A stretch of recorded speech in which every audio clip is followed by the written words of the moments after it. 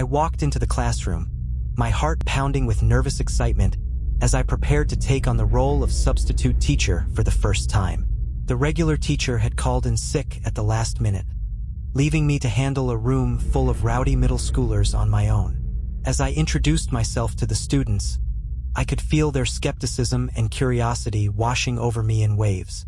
I did my best to project confidence and authority, even though my hands were shaking beneath the desk. The morning started off relatively smoothly, with the students working quietly on their assignments and only a few minor disruptions. But as the day wore on, things took a dark turn. During the second period, I heard a strange scratching sound coming from the back of the room. When I turned to investigate, I saw a group of kids huddled around something on the floor. As I approached, I could see that they were gathered around a small pentagram drawn in red chalk, surrounded by burning candles. I felt a chill run down my spine as I realized what they were doing. I quickly snatched up the chalk and extinguished the candles, scolding the students for their inappropriate behavior. But even as I tried to maintain control of the situation, I could sense a malevolent presence lurking in the shadows. As the day progressed, strange things began happening in the classroom. Books flew off the shelves, desks overturned by an unseen force, and the temperature dropped to an icy cold. The students whispered in hushed tones about a ghost that haunted the school, a malevolent spirit seeking revenge on those who dared to disturb its resting place. I tried to reassure the students that there was nothing to be afraid of, but deep down, I knew that something was terribly wrong. The feeling of dread only grew stronger as the day went on, culminating in a terrifying encounter during the final period. As the last bell rang, signaling the end of the school day, I began to gather my things and prepare to leave.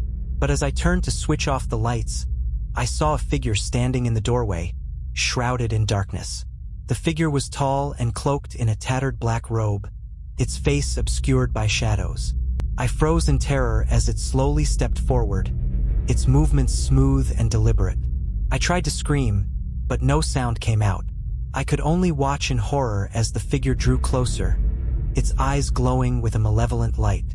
And then, just as suddenly as it had appeared, the figure vanished into thin air, leaving me alone in the empty classroom. I fled the school that day, never looking back. But to this day, I still hear the whispers of that malevolent spirit, haunting my dreams and reminding me of the substitute teacher horror story that changed my life forever. The sunlight streamed through the classroom window, casting a warm, golden glow over the neatly arranged desks. A gentle breeze caressed the curtains, causing them to billow gently. The room was empty, save for a single desk in the center, where a lone figure sat, head bowed. I couldn't quite make out their features from my vantage point near the door, but something about their posture seemed wrong. I cleared my throat, stepping into the room. Hello? Is anyone here? My voice echoed through the otherwise silent room, but there was no response. I glanced at the clock on the wall, noticing that it was almost the end of the period. Perhaps the regular teacher would arrive any moment now, and this would all be sorted out. Cautiously, I made my way towards the desk in the center of the room. As I drew closer, I could see that the figure sitting there was wearing a long, flowing black cloak, the hood pulled up to obscure their face. They were slumped over, hands folded neatly in their lap, as if they were deep in thought. Or perhaps, as if they were waiting for something. Excuse me. I tried again, hesitantly. I'm here to sub for Mr. Jenkins today. Is there some kind of mistake? Still, there was no response. A shiver ran down my spine as I reached out a tentative hand to touch the figure's shoulder. They didn't flinch, didn't move at all. It was then that I realized something was very, very wrong. I didn't know how I knew, but I had a sudden, overwhelming sense of dread. A sense that I was in grave danger. And as I stared at the still figure in the cloak, I realized that I had to get out of there. I had to leave before it was too late. Without another word, I turned and bolted for the door, heart pounding in my chest. I could feel the figure's cold, unblinking gaze boring into my back as I ran, but I didn't dare look back. I just kept running, through the hallways and out of the school, until I was safely home. Once I was there, I barricaded the doors and windows and waited. Waited for what, I wasn't sure. But I knew that whatever it wasn't something I wanted to face alone. And so I sat there in the darkness, shivering and terrified, hoping against hope that the figure in the cloak would not find me. It was just another normal day at school. I walked into the classroom, greeted by a sea of unfamiliar faces. I knew I was just a substitute teacher, but I felt a sense of duty to make sure these kids had a productive day of learning. As soon as the bell rang, chaos ensued.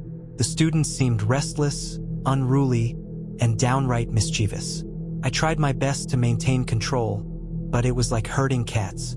They whispered, passed notes, and stealthily doodled on their desks when they thought I wasn't looking. I decided to start the day with a simple task, a spelling quiz. As I passed out the papers, I couldn't help but notice the strange, almost sinister glint in some of the students' eyes. It was as if they were plotting something devious. As the quiz began, I noticed a pattern emerging. The students were all getting the same answers wrong, purposely misspelling words in a way that almost seemed coordinated. I felt a chill run down my spine as I realized they were playing some kind of twisted game, one designed to drive me to the brink of madness. But that was just the beginning. As the day went on, strange things started happening around the classroom. Books flew off shelves, the lights flickered uncontrollably, and whispers echoed through the halls when no one was there. I tried to stay calm, to convince myself it was all just a coincidence, but deep down I knew something was very wrong. Finally, as the last period of the day approached, I made a chilling discovery. Hidden in the back of the classroom, behind a row of dusty old textbooks, I found a strange, ancient-looking book. It was bound in crackling leather, with twisted symbols etched into the cover. I couldn't resist the urge to open it, to see what secrets lay within. As I flipped through the pages, my heart pounded in my chest. The words were written in a language I didn't recognize, but I could feel the dark energy emanating from them. And then, as if in a trance, I began to read aloud. The moment the last word left my lips, a deafening roar filled the room. The walls trembled, the ground shook, and a swirling vortex of darkness opened up before me. I felt a powerful force pulling me in, dragging me towards a realm of unspeakable horrors. In that moment, I knew I had stumbled upon something far beyond my comprehension.